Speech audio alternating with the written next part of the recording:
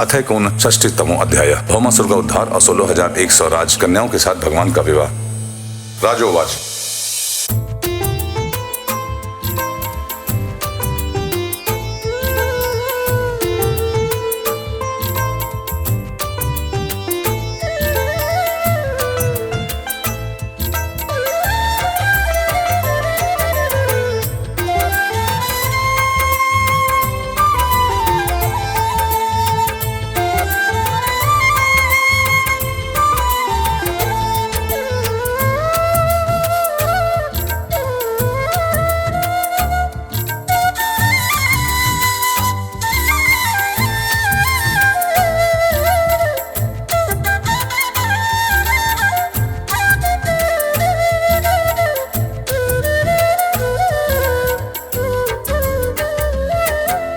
यतः तो भगवता भौमयेन च तास्यः निरुदयेत दाचक्षु विक्रमं शांगधर्मनः। राजा परीक्षित ने पूछा, भगवान श्री कृष्ण ने भौमासुर को, जिसने उन स्त्रियों को बंदीगृह में डाल रखा था, क्यों और कैसे मारा? आप कृपा करके शांग धनुषधारी भगवान श्री कृष्ण का यह विचित्र चरित्र सुनाइए। श्री शुकवाच। इंद्रेण हृत क्षत्रेण ऋतकुण्डलबन्धुना हतामराद्रिसानेन व्यापितो भवचेष्टितम् सभार्यो गरुडारूढ प्रजोतेश पूर्वं ययौ। श्री सुखदेव जी ने कहा, परीक्षित, भौमासुर ने वरुण का छत्र, माता अदिति के कुंडल और मेरु पर्वत पर स्थित देवताओं का मणि पर्वत नामक स्थान छीन लिया था। इस पर सबके राजा इंद्र द्वारका में आए और उनकी एक एक करतूत उन्होंने भगवान श्री कृष्ण को सुनाई। अब भगवान श्री कृष्ण अपनी प्रिय पत्नी सत्यभामा के साथ गरुड़ पर सवार हुए और भौमासुर की राजधानी प्रागज्योतिषपुर में गए। गिरिदुर्गः शास्त्रदुर्गः जनाज्ञानीलदुर्गमम् मूर्पाशायोतैर्घोरत्रिलयसर्वत्रावृतम्। प्रागज्योतिषपुर में प्रवेश करना बहुत कठिन था। पहले तो उसके चारों ओर पहाड़ों की किलेबंदी थी, उसके बाद शस्त्रों का घेरा लगाए हुए था और फिर जल से भरी खाई थी। उसके बाद आग या बिजली की चहारदीवारी थी और उसके भीतर मूर्दैत्य ने नगर के चारों ओर अपने 10,000 घोर एवं सुदृढ़ फंदे बिछा रखे थे। कदयनिर्विभेदात्रिं शत्रुदुर्गाणि सायकं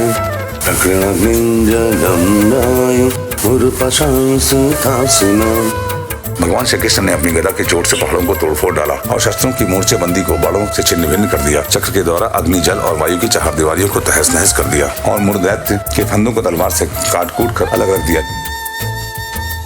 शंखनादेन यंत्राणि हृदयनेन मनसिनां प्रकारं गदया निर्विभेद गदाधरः। जो बड़े बड़े यंत्र मशीनें वहां लगी हुई थी, उनको तथा वीर पुरुषों के हृदय को शंखनाद से विदीर्ण कर दिया और नगर के परकोटे को गदाधर भगवान ने अपनी भारी गदा से विध्वंस कर डाला। पांचजन्य ध्वनिं श्रुत्वा युगान्ताशुनिभीषणम् मुरशयान औतसो गतिर्पञ्चशेराजना। भगवान के 5 जन्य शंख की ध्वनि प्रलयकालीन बिजली की कड़क के समान महाभयंकर थी। उसे सुनकर मूर्दैत्य की नींद टूटी और वह बाहर निकल आया। उसके 5 सिर थे और अब तक वह जल के भीतर सो रहा था।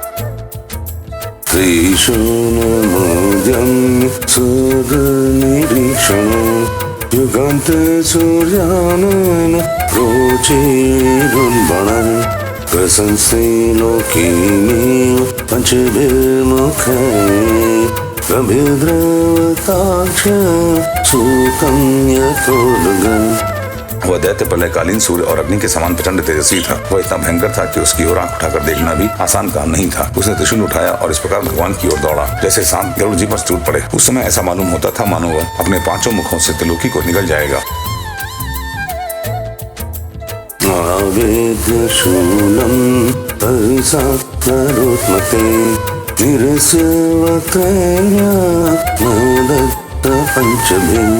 सरुदसी सर्वेशोन्तरं महा नापुरयन्नन्द कटामप्रियो।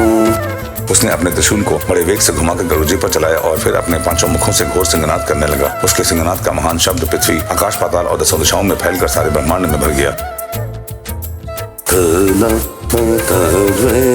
ऋषिकं गरुत्मते हरिशराभ्याम विनत्रिलोचसां मुखेषु तं चापि शरैर्ताडयत् तस्मै गदां सोऽपि रोषाव्य मुञ्चत। भगवान श्री कृष्ण ने देखा कि मुर्दैत्य का त्रिशूल गरुड़ की ओर बड़े वेग से आ रहा है। तब अपना हस्त कौशल दिखाकर फुर्ती से उन्होंने 2 बाण मारे, जिनसे वह त्रिशूल कटकर 3 टुकड़े हो गया। उसके साथ ही मुर्दैत्य के मुखों में भी भगवान ने बहुत से बाण मारे, जिससे वह दैत्य अत्यंत क्रुद्ध हो उठा और उसने भगवान पर अपनी गदा चलाई। पतन्ती गदया गदामृधे गदाग्रजो निर्विकीले सहस्रधा उद्यम्य बाहूनभिधावतोजितः क्षीरांसि चक्रेण जहार लीलया। परंतु भगवान श्री कृष्ण ने अपनी गदा के प्रहार से मुर्दैत्य की गदा को अपने पास पहुंचने से पहले ही चूर-चूर कर दिया। अब वह अस्त्रहीन हो जाने के कारण अपनी भुजाएं फैलाकर श्री कृष्ण की ओर दौड़ा और उन्होंने खेल खेल में ही चक्र से उसके 5 सिर उतार लिए। व्यासुपपातां हसिकृत शीर्षो विकृत शृंगो त्रिविरेन्द्र तेजसा तस्यात्मजः सत्पितुर्वधातुरा प्रतिक्रियामर्षजुषः समुद्यता ताम्रोन्तरिक्ष श्रवणो विभावसु वसुनाभस्वान पुनश्च सप्तमः पीठं पुरस्कृत्य चमुपतिमृदे ओम प्रयोक्ता निर्गंधृतायुधा। सिर कटते ही मुर्दैत्य के प्राण बिखर उड़ गए और वह ठीक वैसे ही जल में गिर पड़ा जैसे इंद्र के वज्र से शिखर कट जाने पर कोई पर्वत समुद्र में गिर पड़ा हो। मुर्दैत्य के साथ पुत्र थे ताम्र, अंतरिक्ष, श्रवण, विभा, वसु, नभस्वान और अरुण। ये अपने पिता के मृत्यु से अत्यंत शोकाकुल हो उठे और फिर बदला लेने के लिए क्रोध से भरकर शस्त्रास्त्र से सुसज्जित हो गए तथा पीठ नामक दैत्य को अपना सेनापति बनाकर भौमासुर के आदेश से श्री कृष्ण पर चढ़ाए।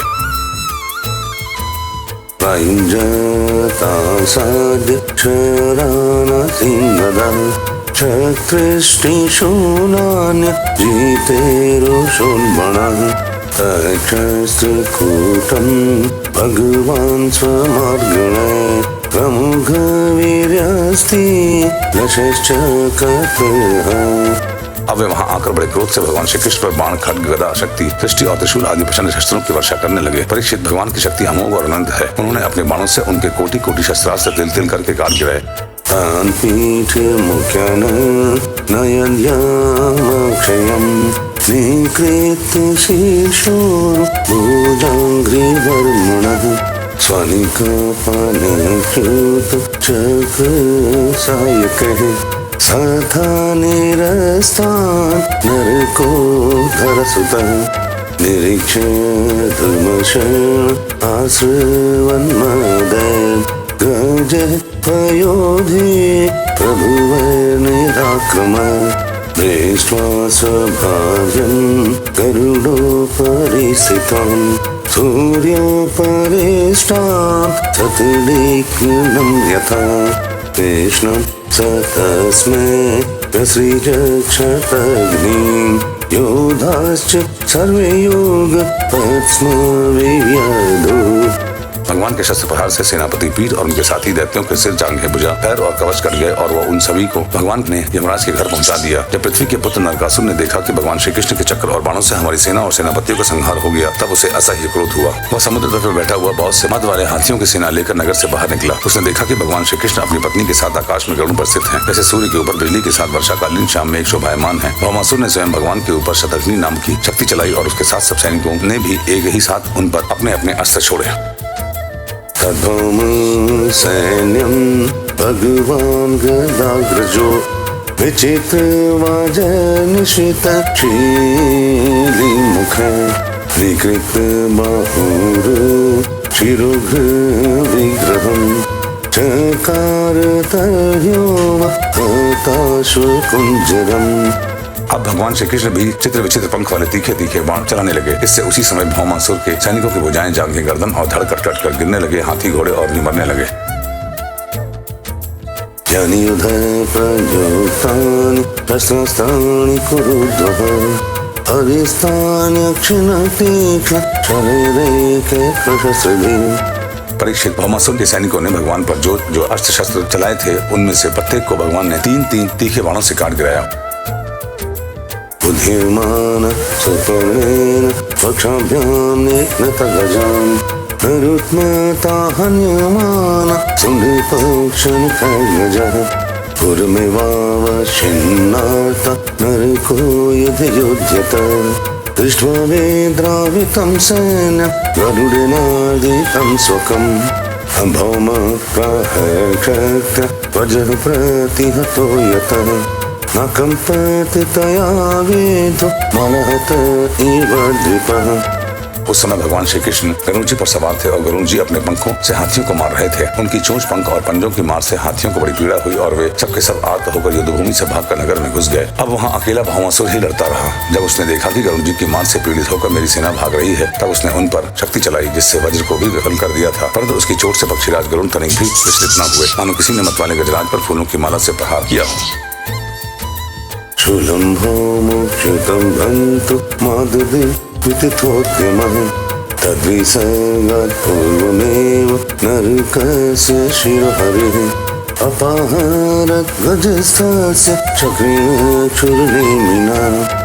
अब भौमासुर ने देखा कि मेरी एक भी चाल नहीं चलती, सारे उद्योग विफल होते जा रहे हैं। तब उसने श्री कृष्ण को मार डालने के लिए एक त्रिशूल उठाया, परंतु उसे अभी वह छोड़ भी न पाया था कि भगवान श्री कृष्ण ने छुरे के समान तीखी धार वाले चक्र से हाथी पर बैठे हुए भौमासुर का सिर काट डाला। शकुन्तलं चारु पीतभूषणं बभौ पृथिव्याम् अतीतं समुज्ज्वलत् आहेति साध्वी हृषयसुरश्वरा माल्य मुकुन्दं विकिरन्त ईडिरे। उनका जगमगाता हुआ सिर कुंडल और सुंदर किरीट के सहित पृथ्वी पर गिर पड़ा। उसे देखकर भौमासुर के सगे संबंधी हाय हाय पुकार उठे। ऋषि लोग साधु साधु कहने लगे और देवता लोग भगवान पर पुष्पों की वर्षा करते हुए स्तुति करने लगे। ततश्च भूकृष्ण मुपेत्य कुण्डले प्रतप्त जाम्बूनरत्नभास्वरे सवैजयन्त्या वनमालयार्पयत् प्राचेत संक्षत्र महतो महामणिम्। अब पृथ्वी भगवान के पास आई। उसने भगवान श्री कृष्ण के गले में वैजयंती के साथ वनमाला पहना दी और अदिति माता के जगमगाते हुए कुंडल जो तपाए हुए सोने एवं स्वर्ण जटित थे भगवान को दे दिए और वरुण का छत्र और साथ ही एक महामणि भी उनको दी। स्तौषीदथ विश्वेशं देवी देव वरचितं प्राञ्जलिः प्रणता राजन् भक्ति प्रवणया धिया। राजन, इसके बाद पृथ्वी देवी बड़े बड़े देवताओं के साथ पूजित विश्वेश्वर भगवान श्री कृष्ण को प्रणाम करके वहां हाथ जोड़कर भक्ति भाव भरे हृदय से उनकी स्तुति करने लगी। भूमिर्वाच नमस्ते देव देवेश शंख चक्र गदाधर भक्तेक्षोपात्ररूपाय परमात्मन् नमस्ते। पृथ्वी देवी ने कहा, शंख चक्र गदाधारी देव देवेश्वर मैं आपको नमस्कार करती हूँ। परमात्मन, आप अपने भक्तों की इच्छा पूर्ण करने के लिए उसी के अनुसार रूप प्रकट करते हैं। आपको मैं नमस्कार करती हूँ। नमः पंकजनाभाय नमः पंकजमालिने नमः पंकजनेत्राय नमस्ते पंकजांघ्रये। प्रभु, आपकी नाभि से कमल प्रकट हुआ है। आप कमल की माला पहनते हैं। आपके नेत्र कमल से खिले हुए और शांतिदायक हैं। आपके चरण कमल के अनुसार सुकुमार और भक्तों के हृदय को शीतल करने वाले हैं। आपको मैं बार बार नमस्कार करती हूँ। नमः भगवते तुभ्यं वासुदेवाय वैष्णवे पुरुषयादि बीजाय पूर्णबोधाय ते नमः। आप समस्त ऐश्वर्य, धर्म, यश, संपत्ति, ज्ञान और वैराग्य के आश्रय हैं। आप सर्वव्यापक होने पर भी स्वयं वासुदेव नंदन के रूप में प्रकट हैं। मैं आपको नमस्कार करती हूँ। आप ही पुरुष हैं और समस्त कारणों के भी परम कारण हैं। आप स्वयं पूर्ण ज्ञान स्वरूप हैं। मैं आपको नमस्कार करती हूँ। अजय जनयेतस्य ब्रह्मणेनान्तशतये परवरात्मन् भूतात्मा परमात्मन् नमस्तुते। आप स्वयं तो हैं जन्म रहित, परंतु इस जगत के जन्मदाता आप ही हैं। आप ही अनंत शक्तियों के आश्रय ब्रह्म हैं। जगत का जो कुछ भी कार्य कारणमय रूप है और जितने भी प्राणी या अप्राणी हैं, सब आपके ही स्वरूप हैं। परमात्मन, आपके चरणों में मेरे बार बार नमस्कार। त्वं वैसे स्वेक्षुरज उत्कटं प्रभो तमुनिरोधाय बिभर्ष्य संवृता थालाय सत्वं जगतो जगत्पते खलु प्रधानम पुरुषो महान् परः। प्रभु, जब आप जगत की रचना करना चाहते हैं तब उत्कट रजोगुण को, और जब इसका प्रलय करना चाहते हैं तब तमोगुण को, तथा जब इसका पालन करना चाहते हैं तब सत्वगुण को स्वीकार करते हैं। परंतु यह सब करने पर भी आप इन गुणों से ढकते नहीं, लिप्त नहीं होते। जगतपते, आप स्वयं ही प्रकृति, पुरुष और दोनों के संयोग वियोग के हेतु काल हैं तथा उन तीनों से परे भी हैं। अहं पयो ज्योति प्रथानिलो नभो मात्राणि देवा मन इन्द्रियाणि कर्ता महानेति नीलं चराचरं त्वयद्वितीये भगवन् भ्रमः। भगवान, मैं जल, अग्नि, वायु, आकाश, पंचतन मात्राएं, मन, इंद्रिय और इनके अधिष्ठात्री देवता, अहंकार और मैं तत्व कहाँ तक कहूँ? यह संपूर्ण जगत चराचर आपके अद्वितीय स्वरूप में भ्रम के कारण ही पृथक प्रतीत हो रहा है। तस्यात्मजोगं तव पाद पंकजं भीत प्रपन्ना विरूपसादितं तत्पानयनं पुरुहस पंकजं शिरस्य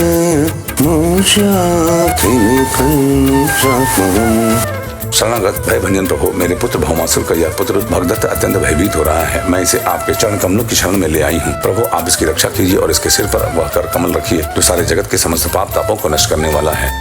श्री शुकुवाच भगवान भक्तिनामृया दत्तभयं भौमाद्रेहं प्रविशत् सकलधिमा।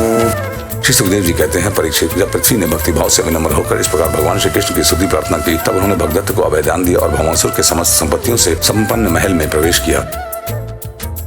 तत्र राजन्य कन्यान साधिकायुतं भौमहृतानां विक्रम्य राजभ्योदृशहरिं। वहाँ जाकर भगवान ने देखा कि भौमासुर ने बलपूर्वक राजाओं से 16,000 राजकुमारियां छीनकर अपने यहाँ रख छोड़ी हैं। प्रविष्टं श्रेयो वीक्ष्य नरवीरं विमोहितं मनसा वव्रीरेभीष्टं पतिं देवोपसादितं। जब उन राजकुमारियों ने अंतःपुर में पधारे हुए नरश्रेष्ठ भगवान श्री कृष्ण को देखा, तब वे मोहित हो गईं और उन्होंने अपने अहेतु की कृपा तथा अपना सौभाग्य समझकर मन ही मन भगवान को अपने परम प्रियतम पति के रूप में वरण किया।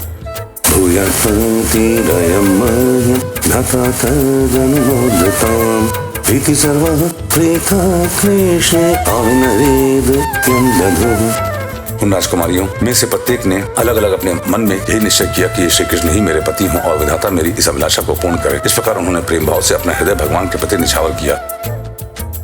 तः प्राहीणोत्पादुभक्ति सुमृष्टवीर्योऽम्बरः नरयनमहाकोशं तथा स्वान्द्रविरम्मः।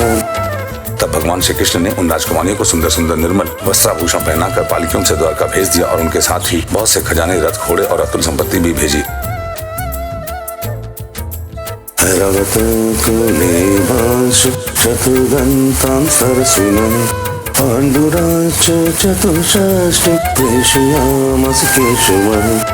ऐरावत के वंश में उत्पन्न हुए अत्यंत वेगवान 4 दांत वाले सफेद रंग के 64 हाथी भी भगवान ने वहां से द्वारका भेजे। सुरेंद्र भवन कुंडले पूजित श्री दशेन्द्रेण सहेन्द्राण्य च स्वप्रियः।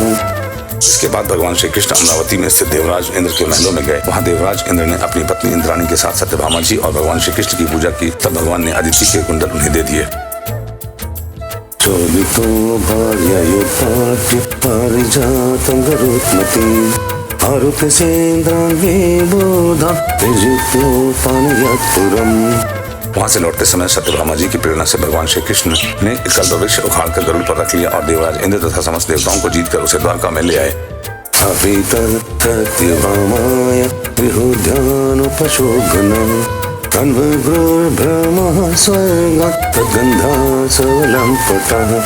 भगवान ने उसे सत्यभामा के महल में बगीचे में लगा दिया। इससे वे बगीचे की शोभा अत्यंत बढ़ गई। कल्पवृक्ष के समय उसके गंध और मकरंद के लोभी भौएं स्वर्ग से द्वारका में चले आए। यया च आनम्य किरीटकोटिभिः पादौ स्पृशन्नच्युत महत् साधनम् सिद्धार्थ एतेन विगृह्यते महानसुराणां च तमोधिकार्यताम्। परीक्षित देखे तो सही, वह इंद्र को अपना काम बनाना था। तब तो उन्होंने अपना सिर झुकाकर मुकुट की नोक से भगवान श्री कृष्ण के चरणों का स्पर्श करके उनसे सहायता की भिक्षा मांगी थी। परंतु जब काम बन गया तब उन्होंने उन्हीं भगवान श्री कृष्ण से लड़ाई ठान ली। सचमुच ये देवता भी बड़े तमोगुणी हैं और सबसे बड़ा दोष तो उनमें धनाढ़ता का है। धिक्कार है मुहूर्त एकस्मिन् नगरेषु तास्यः यतोपये मे भगवान् स वज्रपधरो व्ययः। तदनंतर भगवान श्री कृष्ण ने एक ही मुहूर्त में अलग अलग भवनों में अलग अलग रूप धारण करके एक ही साथ सब राजकुमारियों का शास्त्रोक्त विधि से पाणी ग्रहण किया। सर्वशक्तिमान अविनाशी भगवान के लिए इसमें आश्चर्य की कौन सी बात है। गृहेषु तासाम तपाय तर्किकृन् निरस्तय साम्याति चयेषु स्थितः प्रेमे रामभेर् निजकाम सम्प्लुतो यतितरो गार्हक मेधिकाश्चरन्। परीक्षित भगवान की पत्नियों के अलग अलग महलों में ऐसी दिव्य सामग्रियां भरी हुई थी जिनके बराबर जगत में कहीं भी और कोई भी सामग्री नहीं है। फिर अधिक की तो बात ही क्या है। उन महलों में रहकर मति गति की परे की लीला करने वाले अविनाशी भगवान श्री कृष्ण अपने आत्मानंद में मग्न रहते हुए अविनाशी की अंश स्वरूपा उन पत्नियों के साथ ठीक वैसे ही विहार करते थे जैसे कोई साधारण मनुष्य घर गृहस्थी में रहकर गृहस्थ धर्म के अनुसार आचरण करता हो।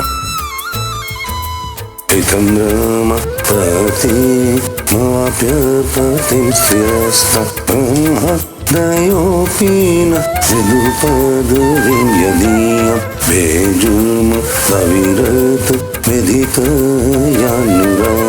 हसाव लोकनाव संगम जटलज्जः।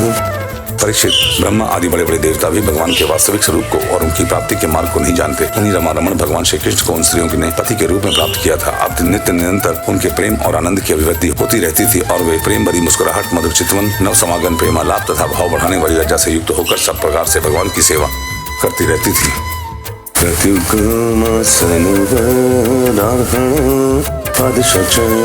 ताम्बूल वेश्मण विजन कंदमल्य केशु प्रसारशय नस्नपनुपहार्य दासी शता अपि विभ विदधु स्म दास्यम्। उनमें से सभी पत्नियों के साथ सेवा करने के लिए सैकड़ों दासियां रहती। फिर भी जब उनके महल में भगवान पधारते तब वे स्वयं आगे जाकर आदरपूर्वक उन्हें लिवा आती, श्रेष्ठ आसन पर बैठाती, उत्तम सामग्रियों से पूजा करती, चरण कमल पखारती, पान लगाकर खिलाती, पांव दबाकर थकावट दूर करती और पंखा जलती, इत्र फुलेल चंदन आदि लगाती, फूलों के हार पहनाती, केश संवारती, सुलाती, स्नान कराती और अनेक प्रकार के भोजन कराकर अपने ही हाथों भगवान की सेवा करती।